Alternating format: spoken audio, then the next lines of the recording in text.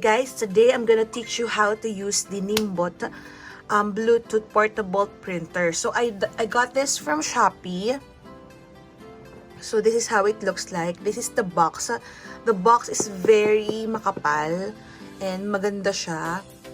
And of course, the sticker that you can choose for different colors. Meron silang mga ganon. Okay, so I chose mine in color pink. So yung isang ganito, nakalagay na siya sa loob. Inside the box, so you get this manual that I don't really use kasi hindi siya effective dahil Chinese yung sulat niya. Kapag in-scan mo siya, Chinese yan. Okay, so you get the product itself. You also got a warranty card. I don't even sure if this is even true. And then, you also have this charger. So, meron siyang charger. So, ito yung kanyang body. So, ayan, nilagyan ko na ng sticker. So, let's get this out of the way.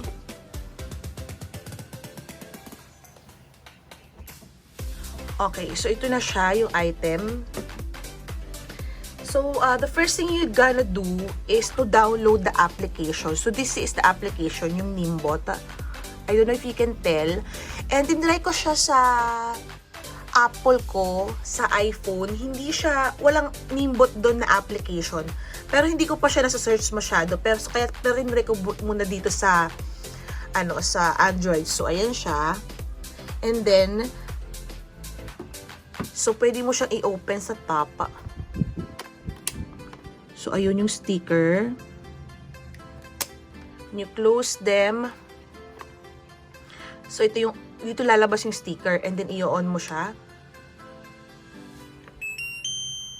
Yan, maririnig mo yung ganong sounds. Then, open mo yung application ng Nimbot. Meron na akong doon. So, mababasa niya na yung sticker na nakalagay doon. So, mine is in color pink. So, pwede kang gumawa ng template. So, ito yung mga template mo. Merong supermarket. Kung gusto mo ng mga fruits on episode 101. Ganyan. Mga keberlu. Ito naman, maganda to kasi ibang sticker naman yung bibilihin mo. Meron kang bibilihin sticker na pwede mong ikabit for labeling. Tapos, use the home eh. Let's try this home. Hindi ko pa siya natatry, but we'll try. So, this is how it looks like. Okay, may si Shopee. May na Shopee. Ano ba, vest? Ayan, try natin to. Hindi ko pa siya natatry, pero gusto ko siyang itry. Okay, so edit. Double tap. Ay, text muna. Text. And then, double tap. So, let's say we'll put Aira_MD. Confirm. So, meron siyang font. Ayan. Yun yung different font niya. So, meron din sa mga Chinese na font. Pero, hindi ko alam yan. Huwag na yan. Spacing. Kung gusto mo medyo nakahiwalay siya. Ayan. Okay? So, try natin ngayon siyang i-print. Wait. Laki natin yung spacing. So, ayan na. Pipinutin nyo yung print, lalabas siya doon.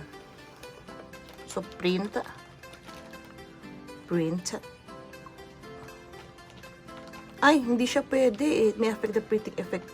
Pwede. Sabihin naman niya, try natin kung continue. Ah, okay. So, wala siyang hindi pwede yung may ganong design. Okay, pero anyway, you can use them on no design. So, sa no design na lang tayo. Yung, ayan o. Ayan, kayo na lang gagawa ng sarili nyong design. So, ayan, merong pipindot nyo lang yung text, barcode, QR code, table, Everlow, tapos pwede nyo siyang i-save para less time consuming. So, ayun, I really hope you enjoy this small vlog na nagawa ko just to make or to help you guys how to use them. Kasi ako nahirapan din ako siyang gamitin kasi hindi ko din alam kung paano siya gamitin. So, ayan.